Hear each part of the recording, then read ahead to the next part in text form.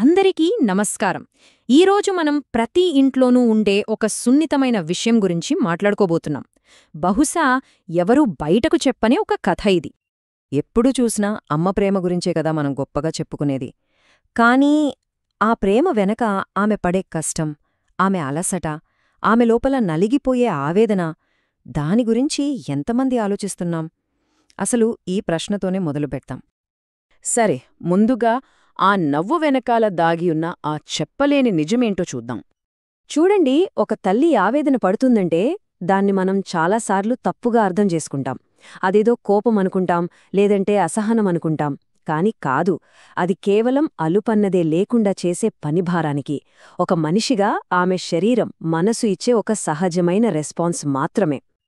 అసలు ఇంత అలసటకు కారణమేంటి? అది మన కంటికి కనిపించదు, కాని అస్సలు వాగదు. అదే ఆ పనిభారం. దాని గురించే ఇప్పుడు కొంచెం లోతుగా చూద్దాం. ఒక్కసారి ఆలోచించండి. పొద్దున